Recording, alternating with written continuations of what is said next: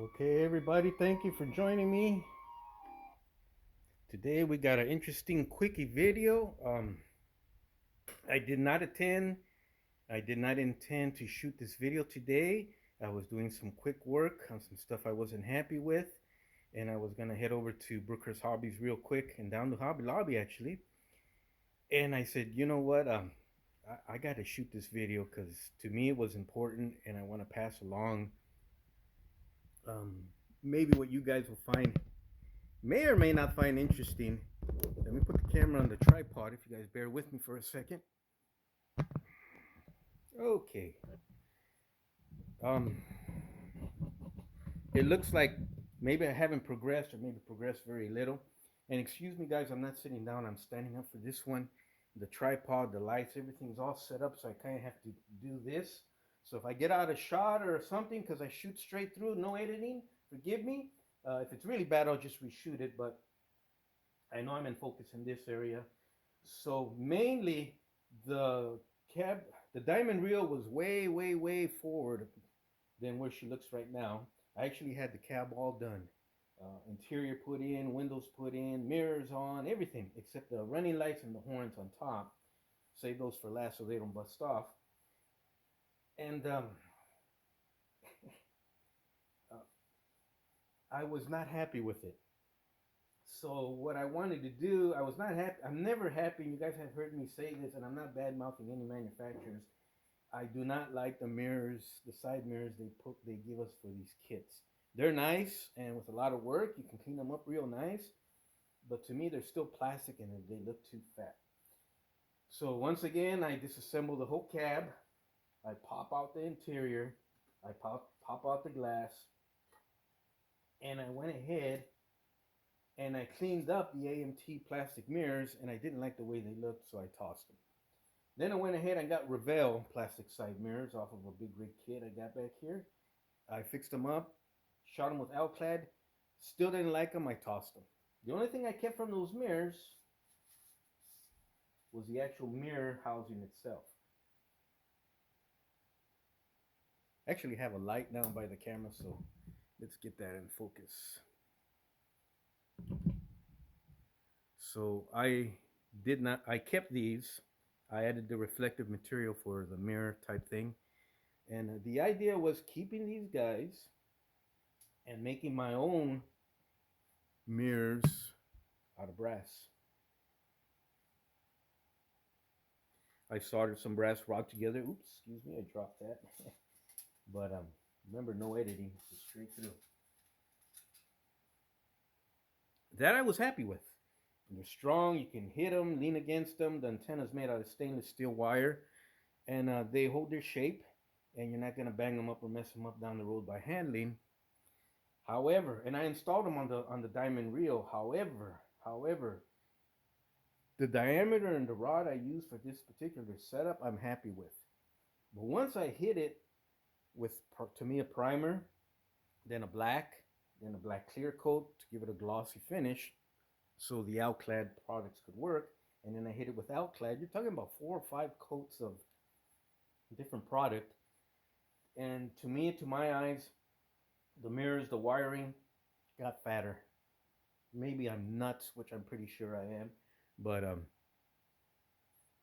I had to take them off the diamond reel. To me, they were now way too fat, and I was no longer happy with them, even though they're solid as a rock. That piece I just dropped down right now, it guarantee you it did not break. We use silver solder for the, the solder joints on this guy, using my resistance soldering unit. So this thing is not going anywhere, including the piece that fell on the ground. But that was not the problem. In order to achieve the nice stainless steel or chrome finish I was going to use with the Alclad products, I had to go through 5 different layers, I think I just mentioned, 4 or 5. And to me, to my eyes, these things got fatter. I know I'm nuts. So if you guys want to tune out right now, I don't blame you. But if you guys are crazy like me and Freeman, JPL, and Mopar, and all the other awesome nut jobs I've met on here, stick around because I went ahead. I met with a good friend at work last night, and me and Eddie were talking about it, and I brought it up, and he actually had his interest peaked there a little bit. So I went ahead and got stainless steel wire, which is a little bit thinner. It's even harder, hard to bend, hard to solder, but I was able to pull it off. I was just experimenting last night, so um, these are my two options that I'm going to use on the diamond reel instead of the plastic mirrors, because in my eyes I just was not happy. But that's just me, and I'm freaking crazy. But you guys fix them up, sand them just right. They'll be beautiful on your rigs. I'm a different. Just bear with my madness for a second. So this is a little bit thinner, but you don't have to paint it. And this is just right. But what I'm going to do is I'm going to run down to the hobby store and I'm going to get to me. I think it's metallic. Um, it's some sort of shiny metallic color, silvery, and it's gorgeous. It looks like stainless steel, like shiny stainless steel. And you only have to hit it with one coat. I might give it a misting with primer, a slight misting, so we have better adhesion, hopefully. But I don't think that's going to be an issue, and I've had great success with Tamiya products, both the spray can and the bottle, or decantering the spray can so I can shoot it out of my airbrush. I love Tamiya products. So I'm going to go back in here and clean up these solder joints a little bit more with a file, with some metal files, tiny metal files. And it's going to be, I'll put them on the model, and whatever suits my eye is the way I'm going to roll with this. But you get an idea.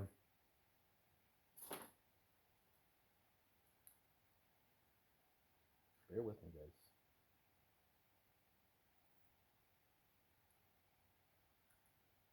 You get an idea of what I'm going for now.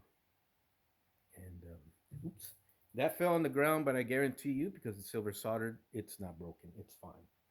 Or I'm gonna use, oh, the magic, the fun of live television.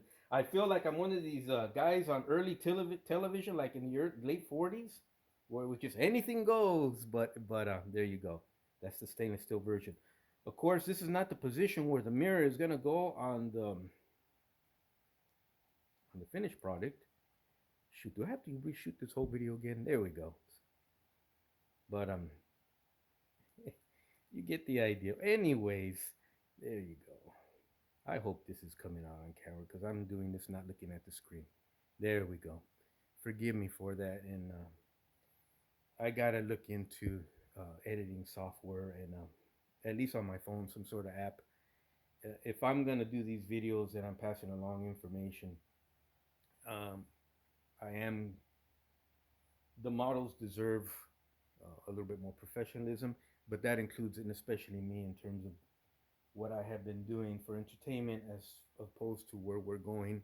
All of us together, we're all in this together now, and to me, to my eyes, this just looks a hell of a lot better. And so did the other one. That's the two that are on the floor. Oh, here. So there we go. I don't have to paint this one at all.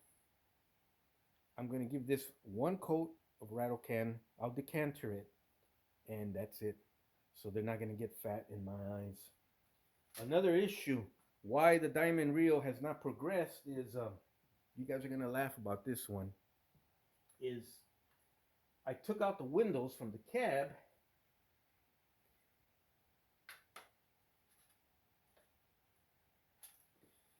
because now all of a sudden I wanted tinted windows. So I went ahead and experimented, and as you can see, I had disastrous results. So, and a good place to go check out some great techniques for this, and I'm always going to say this, is check out Weekend Hobbyist YouTube channel. He covers tinting, smoking, alclad. He's just a wealth of information, and I hope he keeps putting out more videos and more videos, and you guys check it out, especially the new guys like myself. And I should have went to his video first.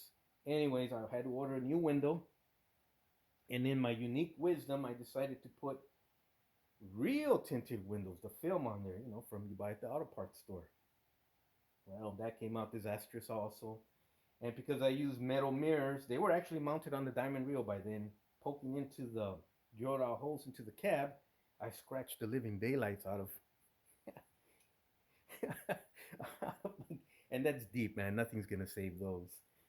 So, as you can see, I make mistakes just like everybody else. And trust me, I don't laugh it off. I'm cussing like a son of a gun, and I'm tossing stuff around, and I'm swearing I'm never coming back to this. But yet, here I am, and that is because I was talking to Freeman GPL this morning, and his awesome job he's doing with that Ghostbusters ambulance. But he shared with me a little boo boo. I guess he had some problems with the body. He had to order a second body, and I think he's waiting for it to arrive. And he picked me up. I said, "Yeah, I'm going back to this. Screw this. I'm gonna."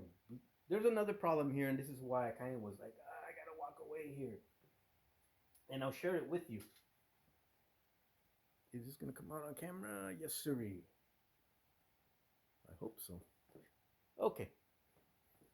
Once installed, the cab was going to have issues as far as opening and closing because it was getting hung up on this air filter, air box filter that goes here on the side of the cab.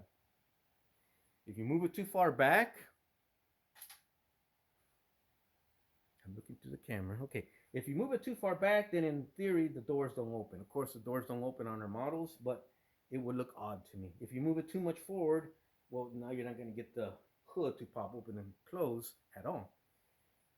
What solution? I've seen guys install them like this. I tried that and it was even worse.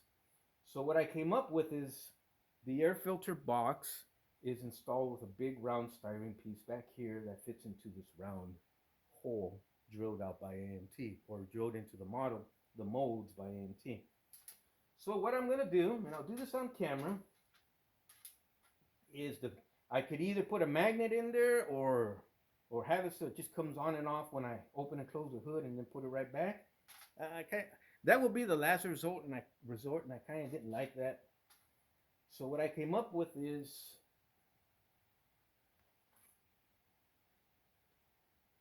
a big giant screw with a nice fat flat head.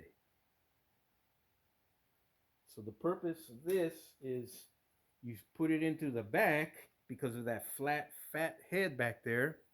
You're not going to have the issues of it interfering with the cab installation when you put the cab in or take it out or the windows.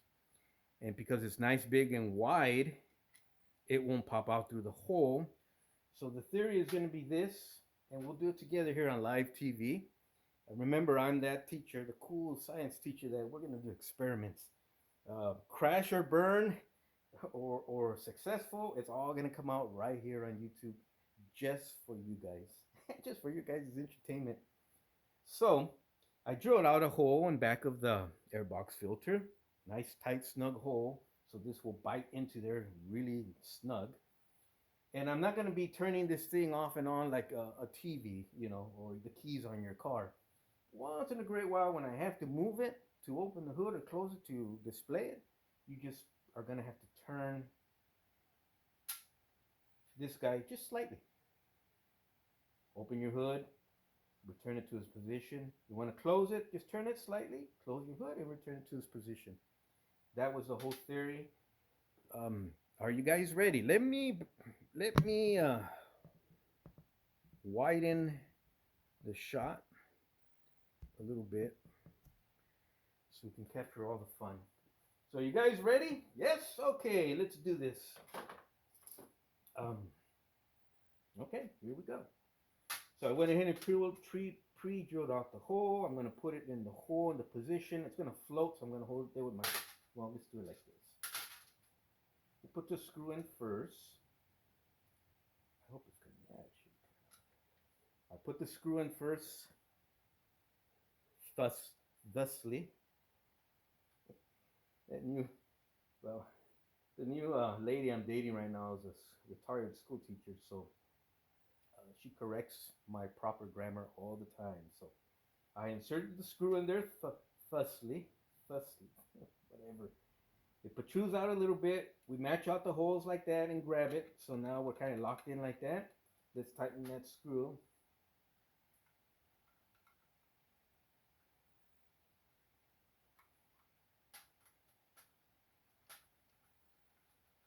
getting tight real fast, so we're gonna switch out to um, a Mopar type implement.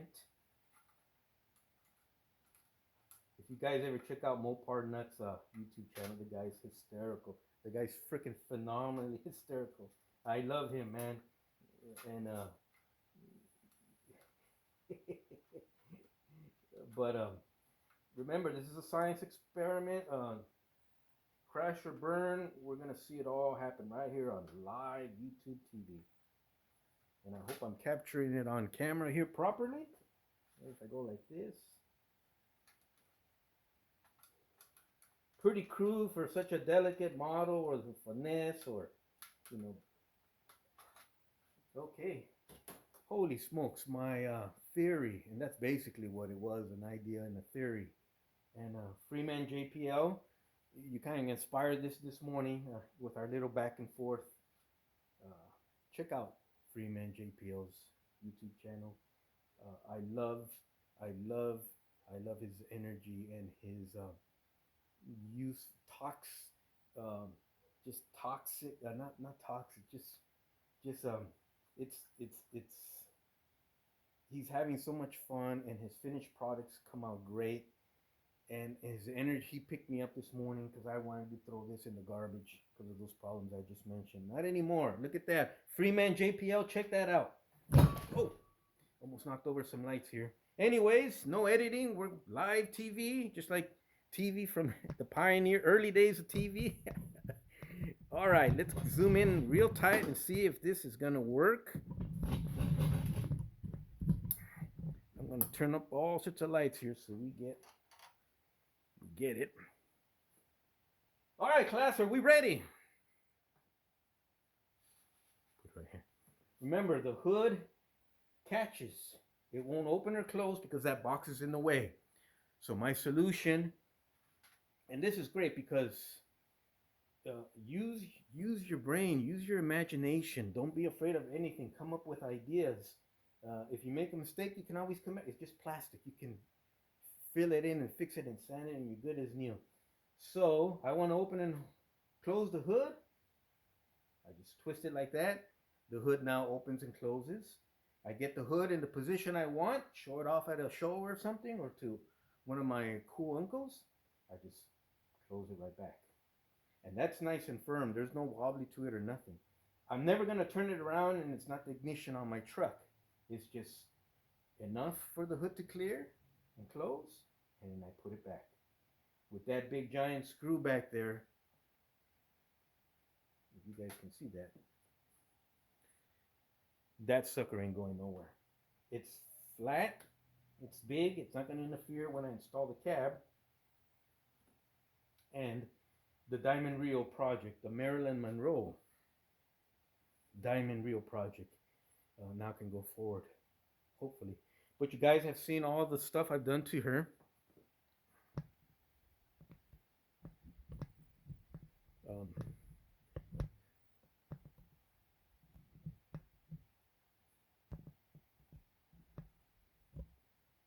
This has been the funnest, this has been the funnest project I've ever done in my life. It's just been a blast. And it opened up so many doors to new friendships here on YouTube. And being invited to John Paul's live group and hanging out with Miguel, Mopar, and everybody on that site, and Terry from Hobby Barn, and Mopar, obviously, just and Freeman, and it opened up. Now I'm collecting military history figures thanks to Robert at World's History's Miniatures House. It's just been a blast, and I want you guys to have that blast too. So when I get stuck on little problems like this, I'm going to share them with you, and I'm not going to do goofy music and all that stuff anymore. This is really now a serious project to me. I'm going to give her all my love, as we all should give all these models our love. I have some interesting fixes for the Freightliner cab forward. I'm going to shoot a video on that tonight and next 2 days. 2 or 3 quickie videos. But you watch those, especially if you're having problems or you're young, new, you're trying to attempt it, or you're thinking about attempting it. Watch those, because I have some interesting little quickie videos on that subject, and it's to get rid of any apprehension, and for you to say, okay, I can do that, and look at that. Okay, just so before it would catch right there, I couldn't open or close it. Now you turn it